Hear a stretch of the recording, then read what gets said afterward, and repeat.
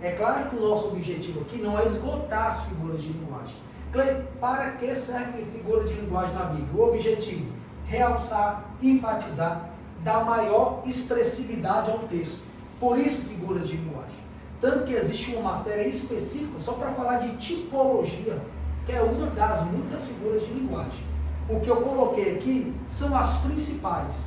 Tem outras que não é tão usual dentro da Bíblia, elas são mais usual no português, na literatura. Por isso eu coloquei aqui as principais. Na apostila de vocês tem muito mais do que isso aqui. Antropomorfismo, antropopatismo, zoomorfismo, hebraísmo, metonímia, eufemismo, parábola, que é muito utilizado no Novo Testamento, tipologia, antítipo, sinédoque, paradoxo e hipérbole. Vamos começar, talvez na aula de hoje a gente não consegue esgotar todos. Até interessante que na próxima aula a gente consegue explorar utilizando vários textos, e textos que dificilmente as pessoas conseguem interpretar corretamente, a gente vai utilizar aqui para praticarmos. Primeiro, antropomorfismo. Antropo é homem, morfismo é forma. Forma humana atribuído a Deus. A mão de Deus não está encolhida para que não possa salvar. Os pés de Deus, Deus está sentado no globo terra. Então são figuras humanas atribuídas a Deus. Deus é espírito. Então Deus não tem forma humana como nós. É claro que quando você estuda a doutrina da Trindade, você sabe que em Cristo reside toda a plenitude da divindade. O corpo que existe hoje é o corpo de Cristo, onde reside a plenitude da divindade. Mas Deus não tem mão, Deus não tem olho, Deus não tem boca. Mas a Bíblia utiliza isso porque Deus precisa falar numa linguagem do homem, que o homem consiga entender. Então, quando Deus diz assim, eis que a mão do Senhor não está encolhida, é você entender que a mão de Deus está pronta para poder abençoar. Os olhos de Deus procuram o justo da terra. Deus não tem olho, mas no sentido de que Deus está vendo tudo, está observando tudo. E assim sucessivamente. Qualquer texto na Bíblia que fala do corpo de Deus, da mão de Deus, dos olhos de Deus, está se referindo ao antropomorfismo, forma humana atribuída a Deus. Não confunda antropomorfismo com antropopatismo. Patismo é sentimento humano atribuído a Deus. Eu acredito que antropomorfismo não tem muita dúvida. Quando você encontrar a mão de Deus, olho de Deus, Deus caminhando, é antropomorfismo. Antropopatismo já é sentimento. E arrependeu Deus de ter feito o homem. E lembrou Deus de Noé. E lembrou Deus de Ana. Antropomorfismo, eu posso colocar o quê? São formas humanas. Aí eu coloquei como exemplo, mão de Deus. Deus sentado no globo terra. Deus não cansa. Deus sentado é sentido de Deus tem o domínio de todas as coisas. Então isso é chamado, os olhos de Deus estão procurando o justo da terra. Obviamente no sentido de que Deus está a par de todas as coisas. Porque imaginemos, se Deus tem um corpo, meu corpo me limita em estar em todos os lugares. Então Deus não tem um corpo. Tá? Por isso é chamado de antropomorfismo. São figuras humanas para tentar explicar alguma característica de Deus. Ok. Agora, antropopatismo são figuras próximas humanas, sentimento humano, para falar de um sentimento de Deus. Textos bíblicos. Lembrou Deus de Noé. Ué, só lembra quem esquece. Será que Deus esqueceu? Era como se fosse mais ou menos assim. Está tendo um dilúvio lá, Deus, meu Deus do céu, né? Ou meu Deus de mim mesmo, né?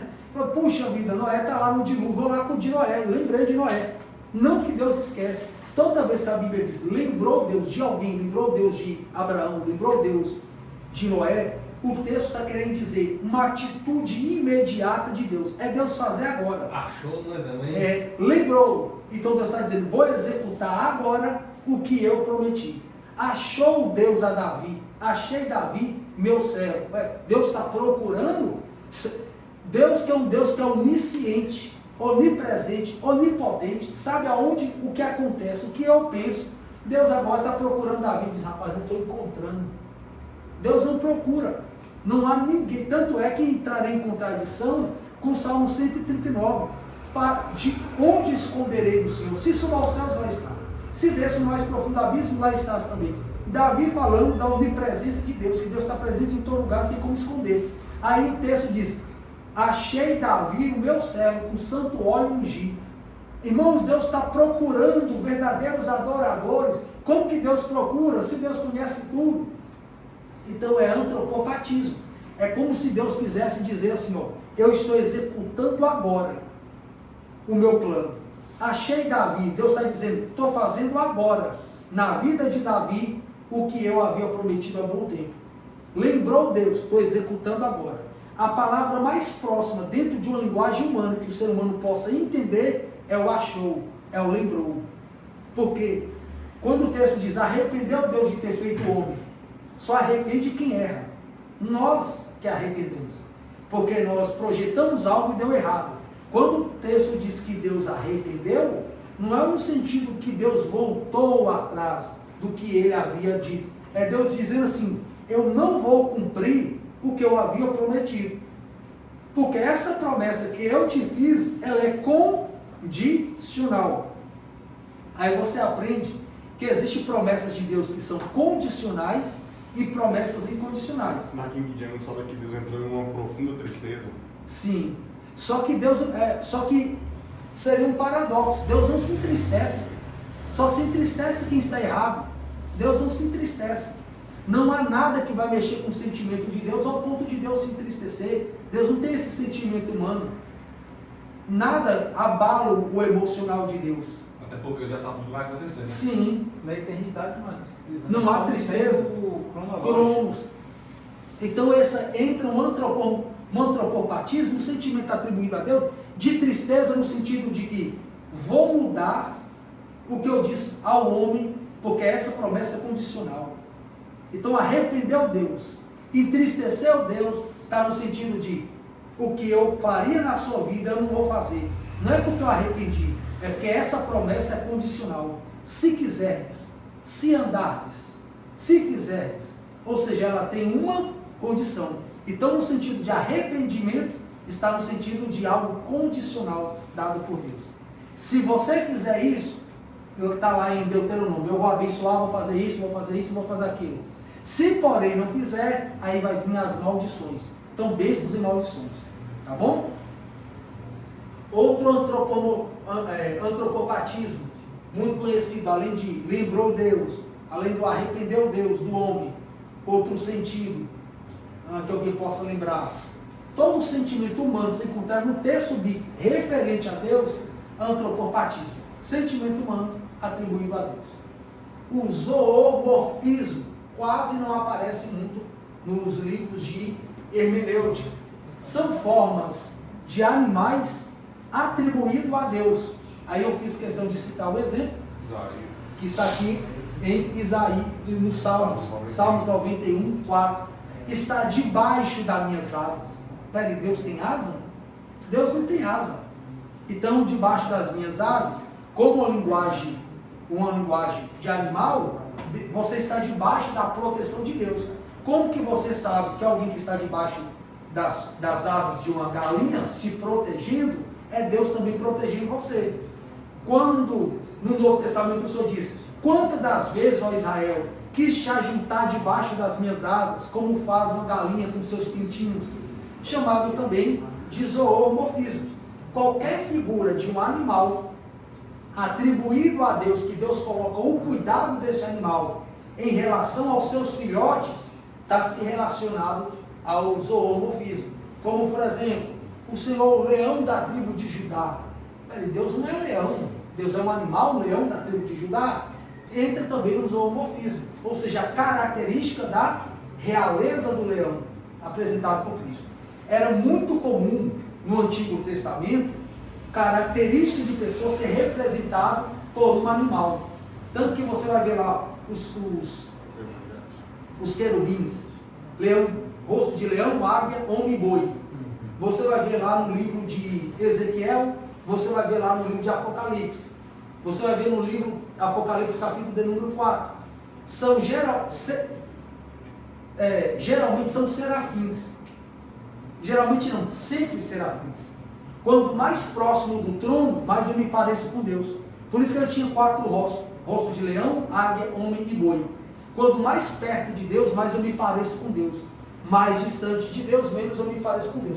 Por isso, irmãos, eu não acredito um camarada que diz que jejuma, que busca o Senhor, que ele é um camarada agressivo, não respeita ninguém, briga, bate na mulher, ele está longe de Deus. Ele pode estar perto da religiosidade, porque eu posso conhecer uma instituição ao profundo e não conhecer o organismo vivo.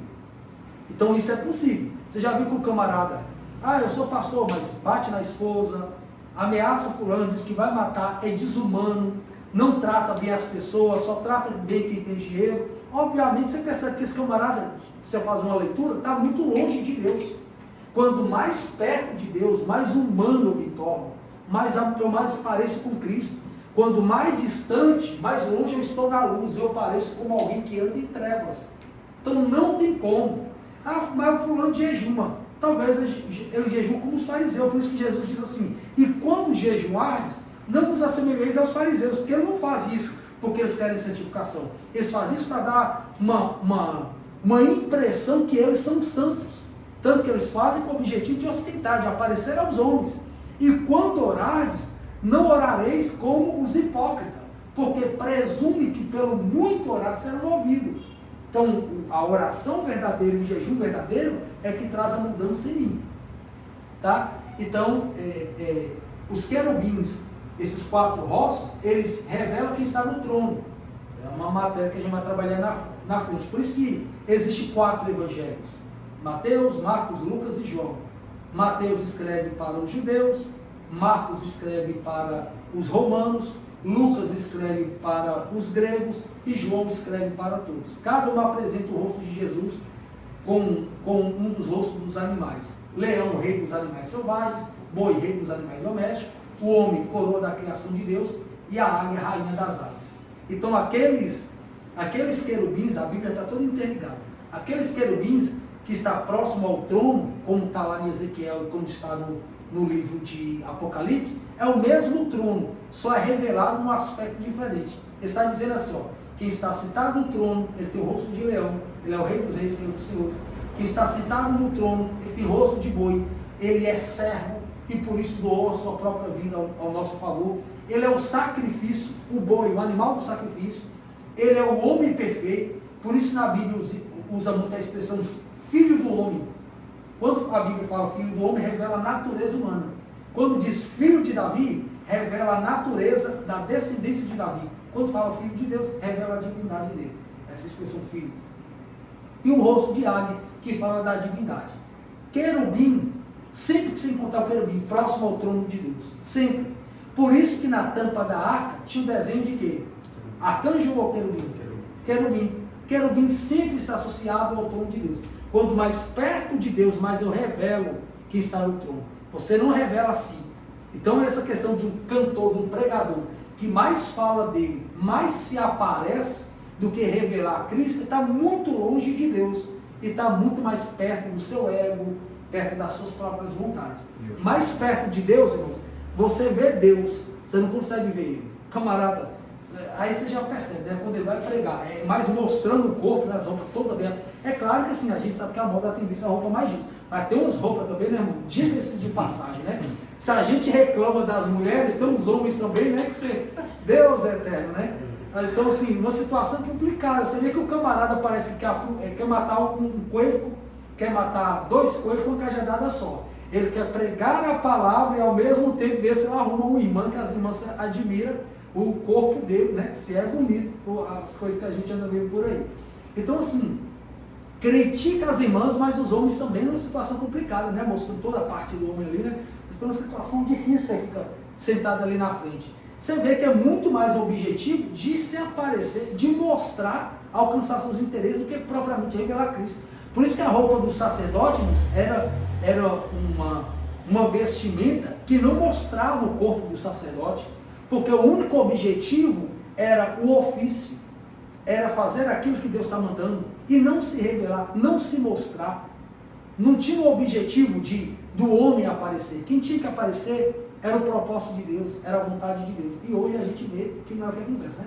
as pessoas vão pregar, umas mulheres, vai cantar umas roupas que chamam a atenção demais o corpo, você fala, não dá para louvar, né? Ou você fecha mesmo os olhos para conectar com Deus, ou você fica com o olho aberto, né? Fala, não, essa irmã aí, Conecta com a terra. não dá. Aí você fala assim, não pode usar calça, mas usa uns vestidos desenhando o corpo. Tem mulher que, se for desenhando o corpo, não provoca nada, mas tem umas, irmãos, dependendo da roupa, você fala, meu Deus do céu, tá difícil cultuar, né? Se ligar no trono de Deus. Então, quando mais perto de Deus, mais eu revelo quem está no trono. Aqueles animais ali, eles é justamente aqui, o zoomorfismo. Eles revelam a característica de Cristo. Tanto que era muito comum, e você vai perceber muito isso no livro de Apocalipse. Era uma besta com chifres, tinha 7 cabeças, tinha 7 chifres. Porque chifre no Antigo Testamento, e antigamente era sinônimo de poder, né? Não hoje, né? Você vai receber chifre. Hoje tem um contexto assim muito pejorativo, mas antigamente, quanto maior o chifre, mais poderoso era. Por isso você vai ver isso muito no livro de Apocalipse. E tinha 7 chifres. Aí você vai encontrar o cordeiro com 7 olhos e 7 chifres. Porque o chifre é sinônimo de poder. Quando o sacerdote ele ia consagrar alguém, levava o azeite e o chifre.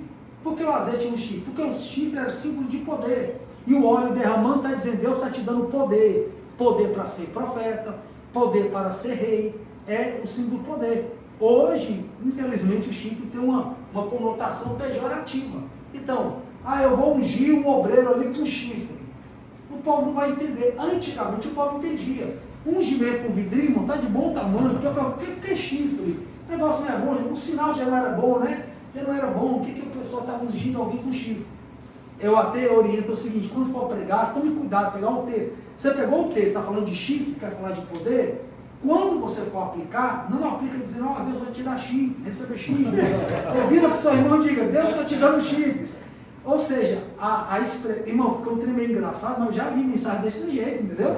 Já vi. O irmão pregou de maneira literal. Você falou de chifre, explicou todo o contexto, vira para o seu irmão e diz, Deus está te dando poder, receba poder. Fica bem melhor do que você falar chifre. Porque aí, dependendo do público que você está numa situação complicada.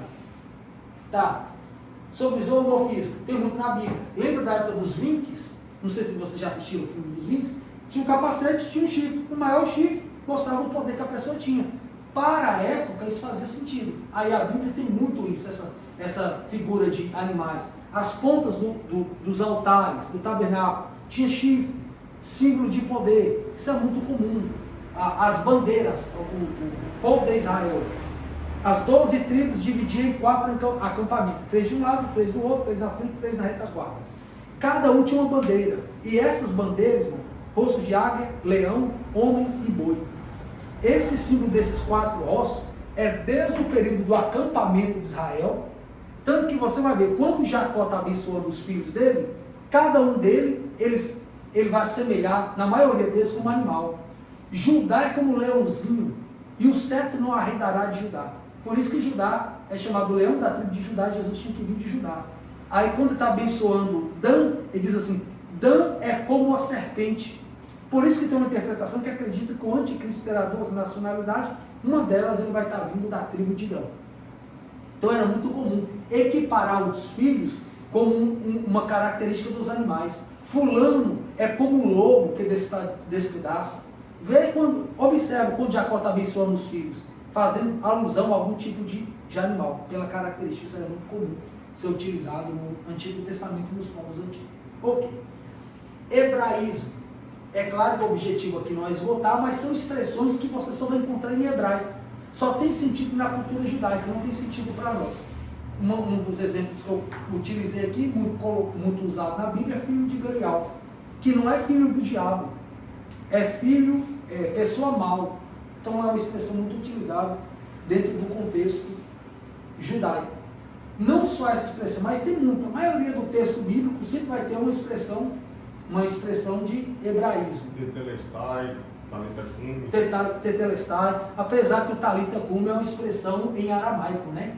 É uma expressão em aramaico, não é uma expressão em judaico. Embora tenha uma carga judaica, porque durante o período que eles estavam no cativeiro babilônico, eles aprenderam o aramaico, que é a linguagem do povo da Babilônia, e eles levaram, depois que saíram do cativeiro, eles levaram essa expressão, que talita cum quer dizer menino te levanta, né? Eu uma vez ouvi uma pessoa falando que o nome Talita, né, que o nome dela era Talita. Ela não chamava Talita. É que a expressão Talita cum quer dizer menina. Talita significa menina, não é o nome da pessoa. Uma pessoa pregando falando. E o nome, como que era o nome da menina? Talita. Não era Talita. É que a expressão em aramaico significava isso. Metonímia, causa pelo efeito, autor pela obra, recipiente pelo conteúdo. Igual, por exemplo, causa pelo efeito, do suor comerás. Então, o suor é a causa, o efeito que eu vou comer. Então, pelo suor eu vou comer, causa pelo efeito. O que isso quer dizer? Através de muita dificuldade, do trabalho do homem que o homem vai comer. Causa pelo efeito, autor pela obra. Vocês têm Elias, eu gosto de Isaías.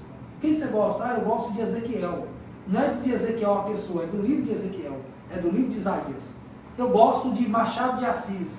É de Machado de Assis? Não, é da obra de Machado de Assis. Tá? Recipiente pelo conteúdo, que vai dizer, eu tomei 2 copos de café hoje. Mas você não tomou copo. Isso aí é a figura de linguagem metonímia. Tem o eufemismo, que é suavizar a expressão. Você encontra muito na Bíblia. Fulano dorme no Senhor. Eu já até vi uma expressão, olha como que isso faz a diferença, que em momento nenhum, o Lázaro estava morto. Ele estava dormindo. Porque o texto diz, Jesus diz, ele não morre, ele dorme. Então, Lázaro não estava morto, ele estava dormindo. Mas Jesus foi lá despertar ele, porque Jesus sabia, gente, ele estava morto. Isso é um eufemismo. Os que dormem no Senhor, não é que eles estão dormindo, eles estão mortos de fato, mas serão despertados a qualquer momento. É um eufemismo, não tem nada a ver que a pessoa está dormindo, ele está morto mesmo. Porque quando houver o arrebatamento, ele será despertado, por isso chamaram de eufemismo. Aí é por isso que é importante na hermenêutica a figura de linguagem. Quem desconhece a figura de linguagem começa a tomar isso como literal. Aí é que há o problema, porque não é literal. Hipérbole, deixa eu ir aqui, aproveitando a hipérbole. Hipérbole é um exagero. Se o teu olho direito te faz pecar, arranca e lança de ti, pois convém que você perca o membro do teu corpo e não vai todo o teu corpo para o inferno. Se a tua mão direita te faz pecar, arranca e lança de ti, pois convém que não perca o membro do teu corpo, não vai todo o teu corpo para o inferno. Ou seja, seja radical com o pecado. Você sabe que já aconteceu de pessoa furar o olho. Já aconteceu de pessoa irmãos, no zelo exacerbado por Deus, a pessoa está pecando. Imagina uma pessoa zelosa por Deus, só que sem entendimento, a pessoa furou o próprio olho. Só pesquisar na internet você vai ver. Só o que acontece? Aí você raciocinar um pouco, então quem é cego não peca? Lógico que peca. Ele imagina, ele peca do mesmo jeito. Há uma diferença entre ver e enxergar. Uma coisa é ver, outra coisa é enxergar. Se você me perguntar, estou assistindo televisão, minha mãe, quantas vezes já aconteceu com algum de vocês? Por isso que Jesus diz assim, para que ouvindo não entenda, vendo não enxerga. Você já ficou, você está aqui, isso acontece mais assistindo televisão, você está assistindo, aí sua mãe fala assim, aí está passando a propaganda, as promoções do Bretas, aí sua mãe está na cozinha, fala assim, ô Cleide, o que está passando aí? Mãe, não sei. Menino, você não está de frente da televisão? Eu estou aqui aguardando começar o filme. Então, eu estou vendo, mas não estou enxergando. Eu estou ouvindo, mas não estou escutando. Por isso que o Senhor disse, eu falo por parábola, para que vendo não perceba, ouvindo não entenda. Porque eles ouvem de mau grado. Uma vez eu ouvi um irmão dizendo que Jesus falava por parábola para dificultar, e não era, irmão. Como que parábola é dificultar? O que é parábola? Parábola vem do termo parabalo, que é comparar. Então eu vou falar assim, um tipo assim, fulano, para você entender, é mais ou menos assim, o reino dos céus é semelhante a 10 virgens. Você conhece 10 virgens? Dentro da sua cultura? Conheço. As pessoas ensinam erradamente. Porque 10 virgens, eles falam, aí vem a hermenêutica errada. A noiva que sobe e a noiva que fica. Não fala isso no texto. O texto diz que é uma noiva assessorada por 10 virgens, 5 prudentes, 5 nécias. Quem fica é as nécias. Quem sobe é as prudentes. Mas a noiva vai de todo jeito. Jesus não erra na escolha da noiva. Então o problema não está na noiva. Se ficou, irmão, não é igreja. Não tem igreja que sobe, igreja que fica. Igreja sobe. Os 5 ali, a hermenêutica errada do texto. Irmãos, é 50%. Vai estar no campo, um será tomado, o outro vai ficar. Era 5 virginécias, 5 prudentes. Não é 5%, é 5 ministérios. Pastor, apóstolo, profeta, evangelista, pastor e mestre. 5 ministérios que edificam a igreja, que são exercidos de maneira prudente e de maneira nécia, para edificar uma noiva. Essas 5 noivas auxiliavam a noiva, que o Senhor vem buscar, não erra. O problema estava nas auxiliares, compreendeu? Está vendo como que quando eu não conheço, faz 5 sobe, 5 desce. Talvez a igreja que está ficando, não tem igreja que fica. Se ficou, não faz parte da igreja. O problema não está na noiva, o problema está nas auxiliares, tá? Questão aí equivocada da parábola. Então, voltando à questão, eu aproveitei e seja para falar da hipérbole, o sentido da hipérbole é esse exagero tão grande que você fala assim, ó, você tem que ser radical com o pecado. A hipérbole é um exagero para enfatizar a importância de algo. Seja radical com o pecado. Não é que o texto está mandando você cortar a mão. Irmãos, pesquisa para você ver. Quando algumas pessoas já cortaram a mão, já furaram os olhos, achando que, não, eu vou ter que fazer alguma coisa.